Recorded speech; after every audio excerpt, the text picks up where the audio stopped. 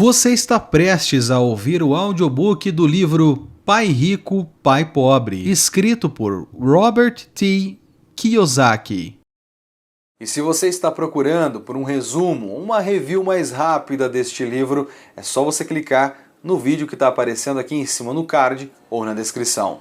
E se você quer receber novos lançamentos de audiobooks, é só você se inscrever no canal e ativar o sininho. Na descrição deste vídeo você tem acesso ao resumo e a review por escrito deste livro em meu blog, assim como o download dos arquivos do audiobook. Se está pensando em adquirir esse livro, não deixe de conferir os links na descrição.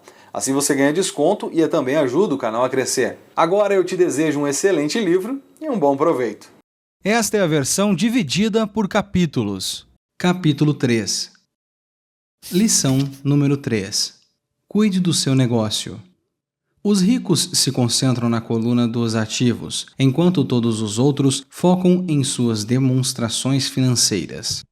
Em 1974, Ray Kroc, fundador do McDonald's, foi convidado a fazer uma palestra para a turma de MBA da Universidade do Texas, em Austin. Um amigo meu, muito querido, Kate Cunningham, era aluno desta turma. Depois de uma exposição forte e inspiradora, os estudantes perguntaram a Ray se gostaria de se juntar a eles em um bar que frequentavam, para tomar uma cerveja. Ray aceitou gentilmente. "Qual é o meu negócio?" perguntou Ray, quando todo mundo já estava com o seu copo de cerveja. Todos riram, conta Kate. A maior parte da turma pensou que Ray estivesse brincando. Ninguém respondeu e Ray repetiu a pergunta. "Em que negócio vocês pensam que eu atuo?" Os estudantes soltaram uma gargalhada e finalmente uma alma corajosa gritou: "Ray, há alguém no mundo que não saiba que você está no ramo dos hambúrgueres?" Ray deu uma risada. "Achei que vocês fossem responder isso mesmo." Fez uma pausa e rapidamente acrescentou: "Senhoras e senhores, não atuo no ramo de hambúrgueres. Meu negócio são imóveis." Kate conta que Ray passou um bom tempo explicando seu ponto de vista. Em seu plano de negócios, Ray sabia que o principal foco era a venda de franquias de hambúrguer, mas nunca perdeu de vista a localização de uma delas. Ele sabia que os imóveis e sua localização era o principal fator de sucesso das franquias. Basicamente, a pessoa que compra a franquia paga pelo imóvel em que ela está situada para a organização de Ray Kroc. 20 anos atrás. Avanço rápido. 2017. McDonald's, 7-Eleven e KFC se mantêm no ranking como as 3 principais franquias nos Estados Unidos. No total, em 2016, as 200 maiores marcas de franquias aumentaram suas vendas em 2,2% ou 12,5 bilhões de dólares. Atualmente, o McDonald's é o maior proprietário individual de terrenos no mundo, superando até a Igreja Católica. O McDonald's é proprietário de alguns dos cruzamentos e esquinas mais valiosos não só dos Estados Unidos, como também de outras partes do mundo. Kate diz que essa foi uma das mais importantes lições que recebeu em sua vida. Atualmente, Kate é proprietário de lava-rápidos, mas seu negócio são os terrenos que estão por baixo deles. O capítulo anterior terminou com diagramas ilustrando que a maioria das pessoas trabalha para todo mundo, menos para elas mesmas. Elas trabalham em primeiro lugar para os donos das empresas, depois para o governo, ao pagar impostos, e finalmente para o banco em que fizeram o financiamento imobiliário. Quando garoto, não havia nenhum McDonald's por perto. Contudo, meu pai rico ensinou a mim e ao Mike a mesma lição que Ray Kroc deu na Universidade do Texas. A lição número 3 dos ricos. O segredo é: cuide do seu negócio. Os problemas financeiros geralmente resultam no trabalho de uma vida toda feito para outras pessoas. Muita gente chegará sem nada ao fim de uma vida inteira de trabalho. Nosso atual sistema de ensino se concentra em preparar a juventude para os empregos por meio de desenvolvimento de habilidades acadêmicas. Suas vidas girarão em torno de seus salários, ou como mostrado anteriormente na coluna de renda. Depois de desenvolvidas as habilidades acadêmicas, os estudantes vão para o nível mais elevado de ensino, a fim de desenvolver suas habilidades profissionais. Eles estudam para se tornar engenheiros, cientistas, cozinheiros, policiais, artistas, escritores e etc. Suas habilidades profissionais lhe permitirão ingressar na força de trabalho e trabalhar por dinheiro. Mas há uma grande diferença entre a sua profissão e o seu negócio. Muitas vezes, pergunto às pessoas, qual é o seu negócio? E elas respondem, sou bancário. Então, lhes pergunto se são donas de banco. Em geral, retrucam, não, eu trabalho para o banco. Nesse caso, está se confundindo profissão com negócio. Sua profissão pode ser a de bancário, mas elas ainda não são donas da empresa. Um dos problemas com a escola é que, frequentemente, você se transforma naquilo que estuda. Se você estuda, digamos, culinária, se torna um chefe. Se estuda direito, se torna um advogado. E se você estuda mecânica de automóveis, se torna um mecânico. O erro de se tornar aquilo que estuda é que muitas pessoas se esquecem de cuidar do seu negócio. Passam a vida cuidando do negócio de outras pessoas e as enriquecendo. Para ter segurança financeira, a pessoa precisa cuidar do seu negócio. Ela gira em torno de sua coluna de ativos, em oposição à sua coluna de renda. Como dito anteriormente, a regra número 1 é conhecer a diferença entre o ativo e um passivo e comprar ativos. Os ricos se concentram na coluna dos ativos, enquanto todos os outros focam em suas demonstrações financeiras. Os problemas financeiros gerados resultam no trabalho de uma vida toda feita para outras pessoas. É por isso que ouvimos com tanta frequência, entre aspas, preciso de um aumento. Se pelo menos conseguisse uma promoção. Vou voltar a estudar para arrumar um emprego melhor. Vou fazer hora extra. Quem sabe consigo mais um emprego. Vou me demitir em 2 semanas. Encontrei um emprego com um salário melhor. Em alguns círculos, essas são ideias sensatas. Contudo, se prestar atenção em Ray Kroc, verá que ainda não está cuidando do seu negócio. Todas estas ideias ainda focam a coluna de renda e só ajudarão a pessoa a ter mais segurança financeira se o dinheiro adicional for utilizado na aquisição de ativos geradores de renda. A principal razão pela qual os pobres e a classe média são conservadores do ponto de vista financeiro, o que significa não posso me arriscar, é que não tem um embasamento financeiro, apenas agarra-se a seus empregos, fazem o que é seguro.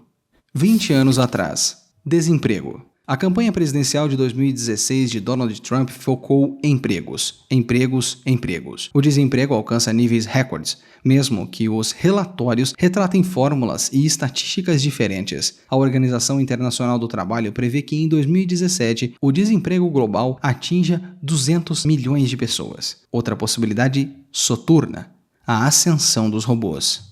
Quando o corte de pessoal se tornou a, entre aspas, tendência, milhões de trabalhadores descobriram que o seu chamado maior ativo, sua residência, os estava comendo vivos. Seu ativo, chamado de casa, ainda lhes custava dinheiro a cada mês. Seu carro, outro ativo entre aspas, os devorava. Os tacos de golfe guardados na garagem, que tinham custado $1.000, já não valiam isso. Sem segurança no emprego, não tinham nada a que recorrer.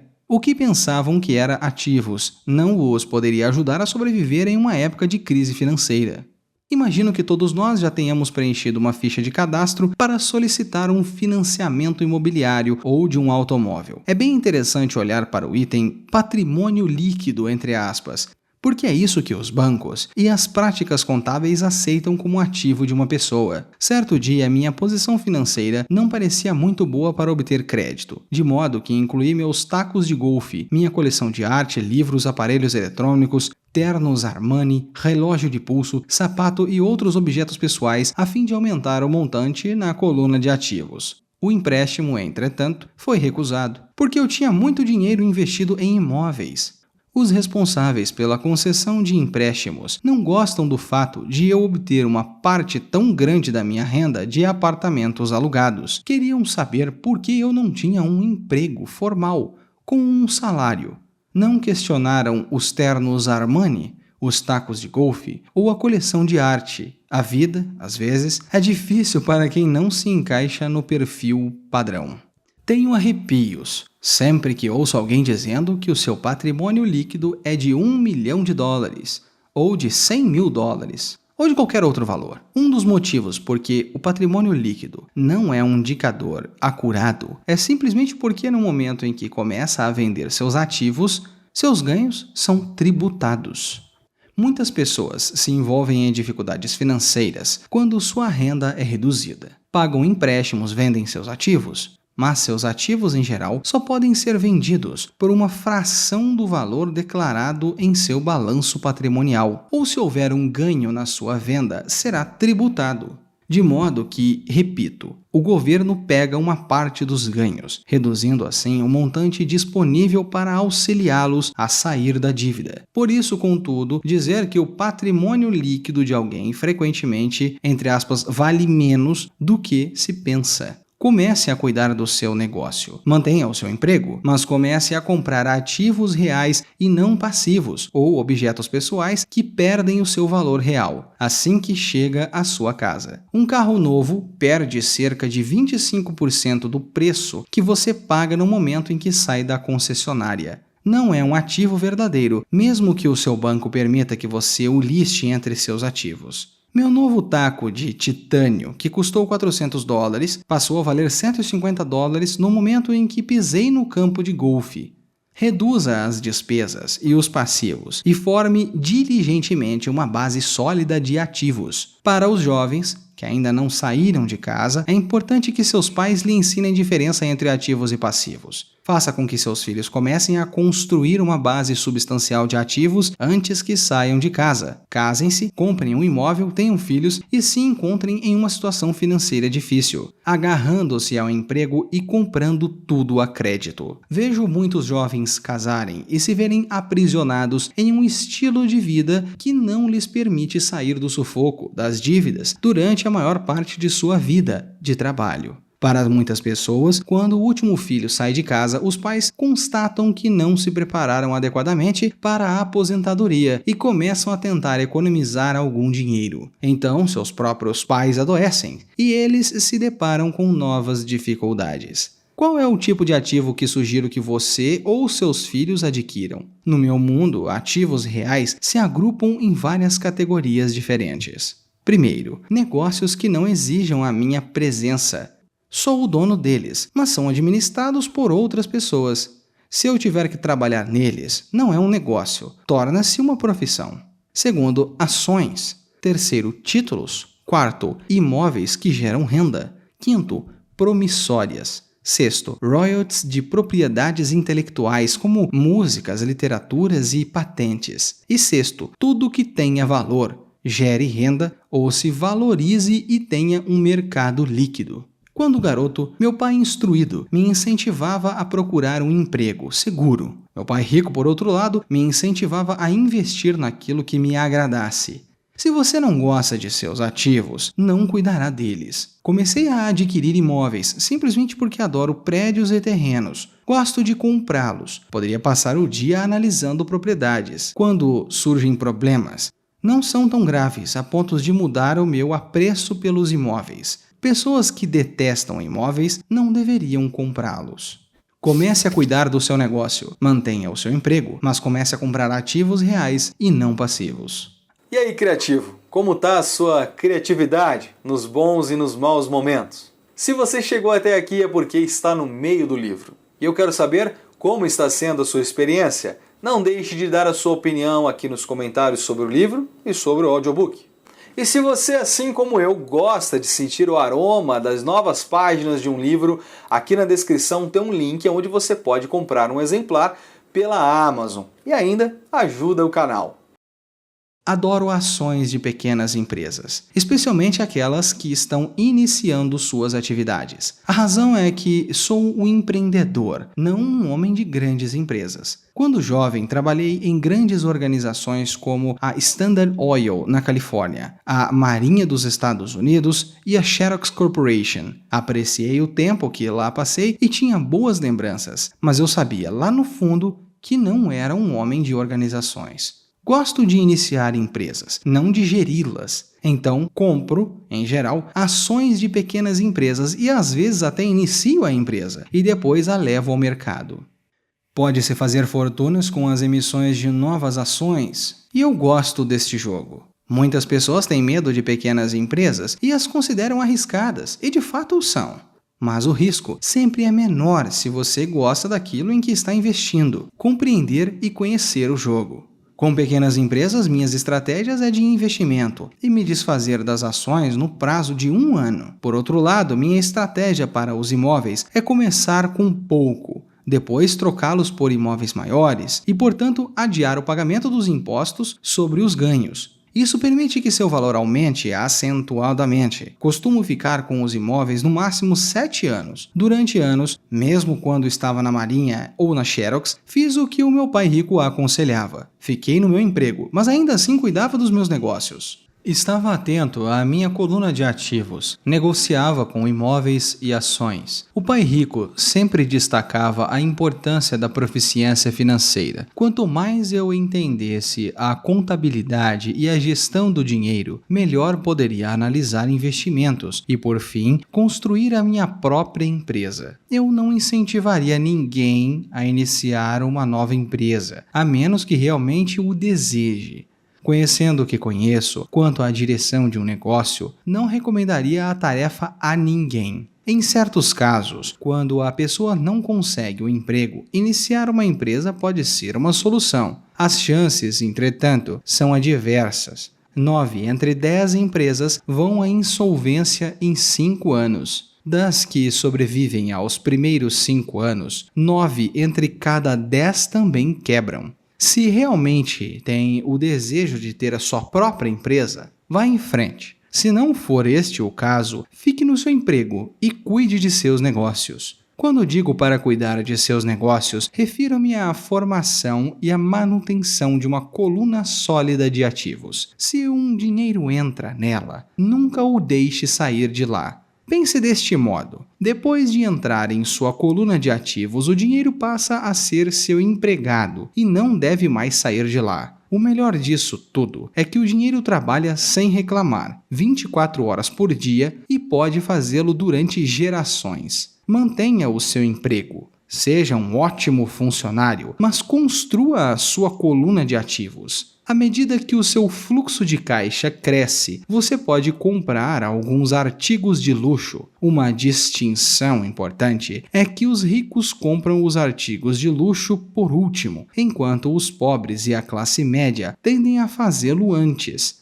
Nos Estados Unidos, essas pessoas frequentemente compram itens de luxo como casas grandes, diamantes, peles, joias ou barcos porque desejam aparentar ser ricos. Parecem ricos, mas na verdade estão afundados em dívidas. As pessoas que já têm o dinheiro, os ricos em longo prazo, constroem primeiro suas colunas de ativos. Então, com a renda gerada por esta coluna, compram os supérfluos. Os pobres e a classe média compram futilidades com o seu próprio suor e com a herança dos filhos. Um luxo verdadeiro é uma recompensa por ter investido e desenvolvido uma coluna de ativos. Por exemplo, quando minha mulher e eu auferimos uma renda maior com os nossos apartamentos, ela comprou sua Mercedes. Ela não fez nenhum trabalho extra ou arriscou a sua parte, porque os imóveis compraram o carro. Contudo, ela teve que esperar durante 4 anos, enquanto o portfólio de imóveis crescia.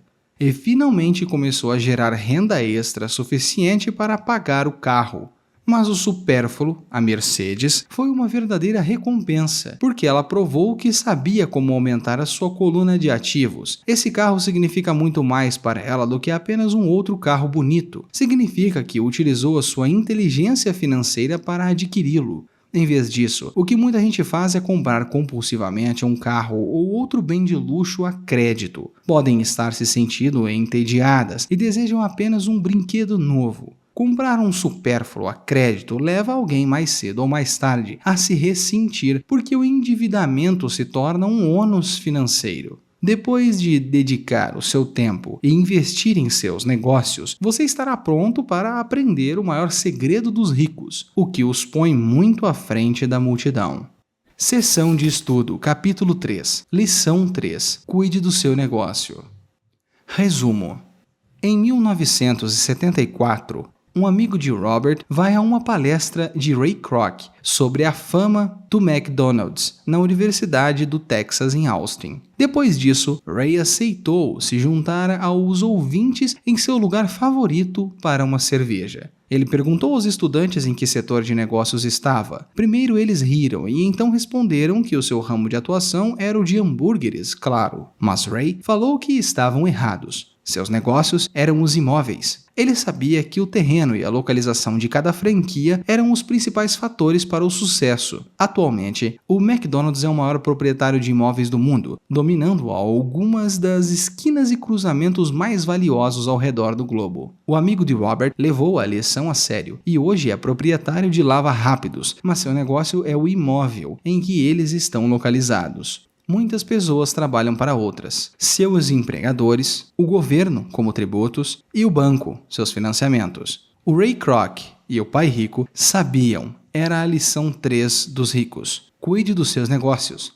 Não desperdice a sua vida inteira trabalhando para outras pessoas. Há uma grande diferença entre a sua profissão e o seu negócio. Frequentemente, Robert perguntava, qual é o seu negócio? E as pessoas respondem, sou bancário. Então ele pergunta a elas se são donas do banco. Eles geralmente respondem, não, eu trabalho lá. Neste caso, elas confundem a sua profissão com o seu negócio. Sua profissão pode ser a de bancário, mas elas ainda precisam de um negócio próprio. Muitas pessoas passam a sua vida cuidando dos negócios de outras pessoas e as deixando ricas. Cuidar de seu negócio não significa começar uma empresa, como muitas pessoas pensam.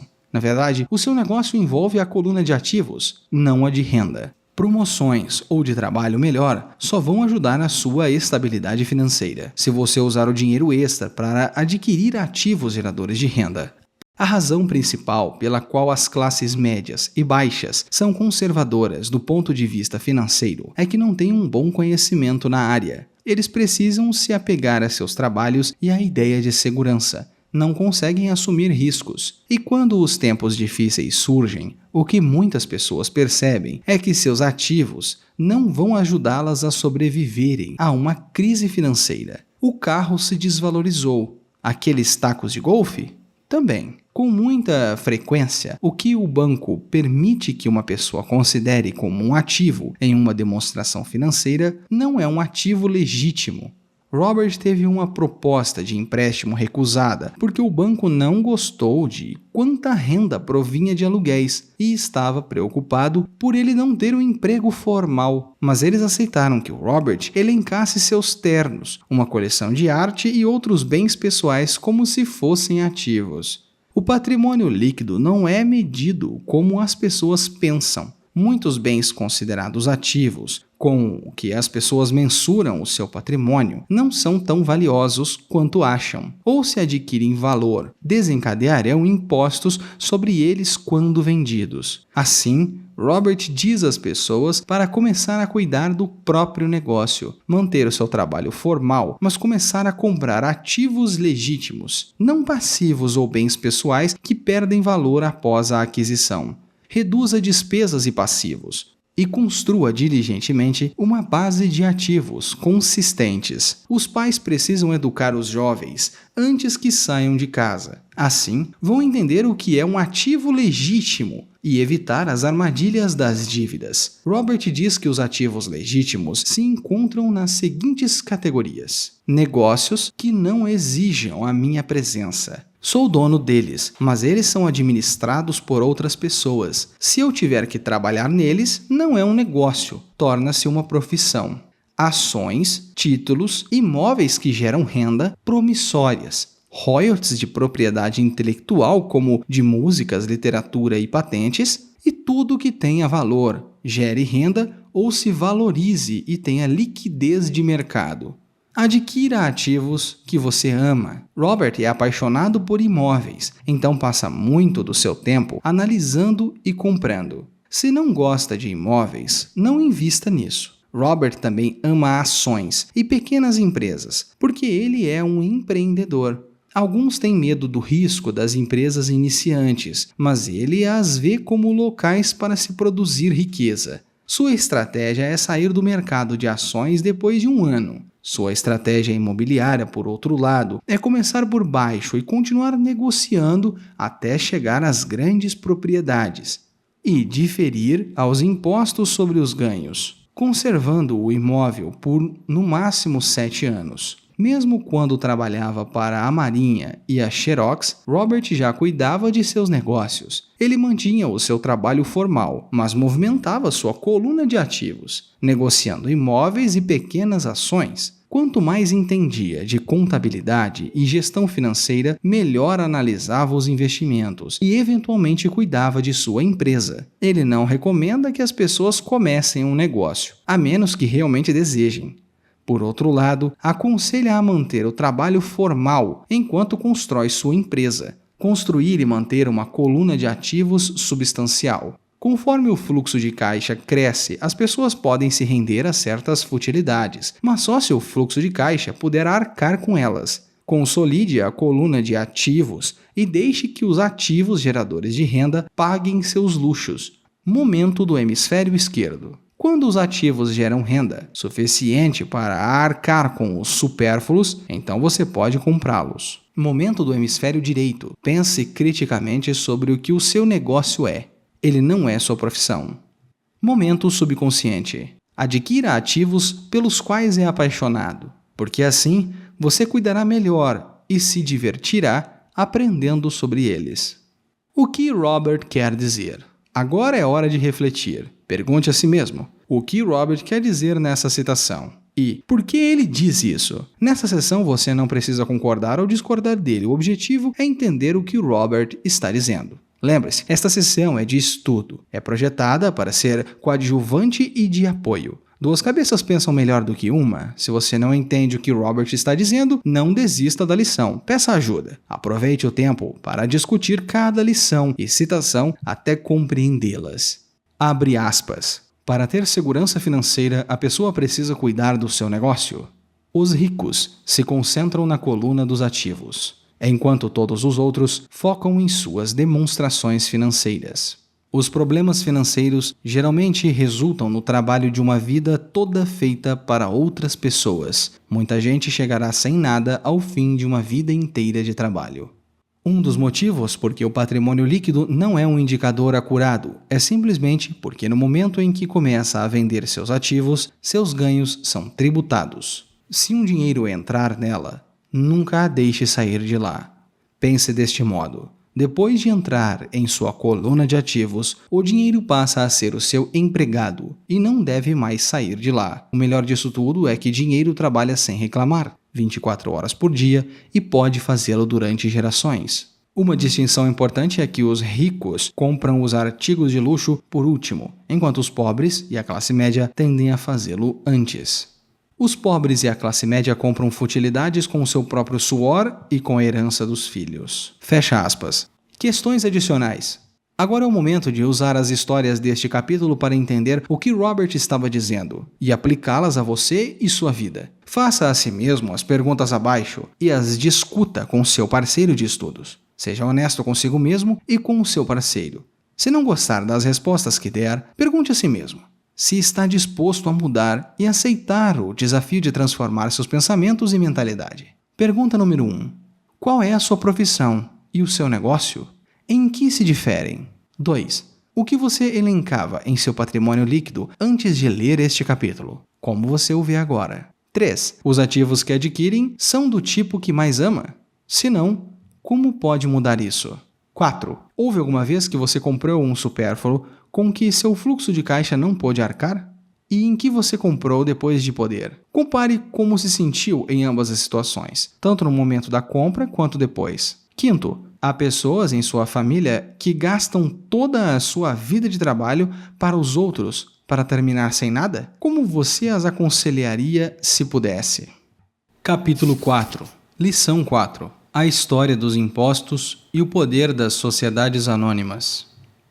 O cronograma das publicações aqui do canal funciona da seguinte forma. Postamos os episódios dos audiolivros aqui no canal a cada 5 dias. Assim você fixa bem o conteúdo e dá tempo de se atualizar. E no final, após todos os episódios estarem postados, publicamos um vídeo único e completo do livro, para que você possa ver tudo de uma vez aqui no canal, ou acesse o nosso blog e baixe o arquivo para poder ver offline. Fique ligado nos episódios e prepare-se para a nossa live de encerramento. Inscreva-se no canal e ative as notificações para você ser lembrado de quando vai acontecer as nossas reuniões. Eu estou ansioso para essa troca de conhecimento com você. Obrigado por ouvir. Não se esqueça de deixar um comentário sobre o que achou deste episódio. E se tem algum livro dos temas como criatividade, marketing e artes visuais, não deixe de pedir aqui nos comentários. Obrigado por ouvir. Clique para ver o próximo episódio ou confira os vídeos sugeridos.